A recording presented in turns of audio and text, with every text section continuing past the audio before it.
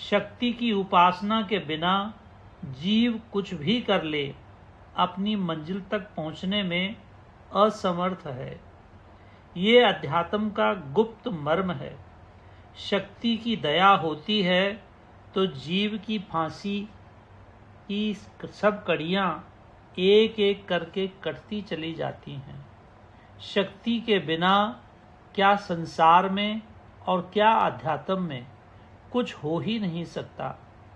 शक्ति अंदर में जागृत होती है तो जीव का उद्धार हो जाता है। जब तक शक्ति जागृत नहीं होती तब तक वो भटकता ही रहेगा। शक्ति की उपासना करनी अत्यंत जरूरी है। शक्ति की उपासना शक्ति की दया से होती है। शक्ति की उपासना से जीव एकदम निर्मल हो जाता है, बच्चा बन जाता है। बच्चा बनकर माँ को पुकारता है। शक्ति की उपासना मासूम हो जाने की उपासना है। जब जीव बच्चा बन जाता है, मासूम हो जाता है, उसके सब विकार खत्म हो जाते हैं, धुल जाते हैं।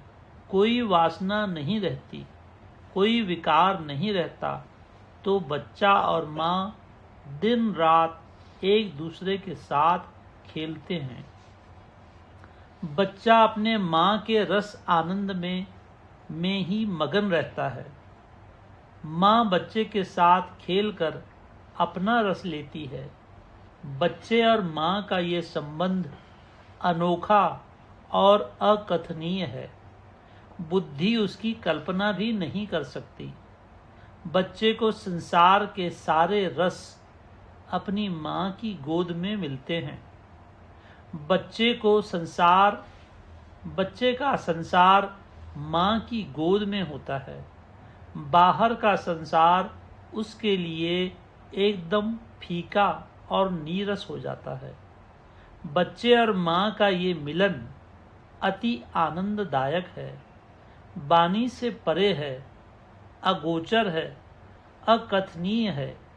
ये सब बच्चा जानता है या बच्चे की माँ जानती है। ये दूसरा कोई नहीं समझ सकता।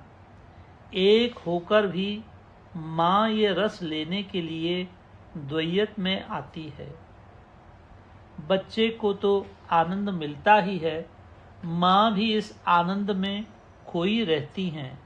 अद्वैत का आनंद द्वैत में मिलता है, शायद उससे भी ज़्यादा।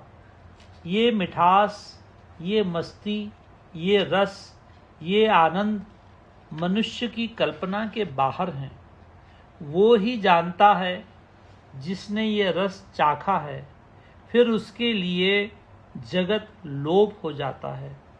जगत रहे या जाए, शरीर रहे या जाए, वो इससे बेपरवाह होता है।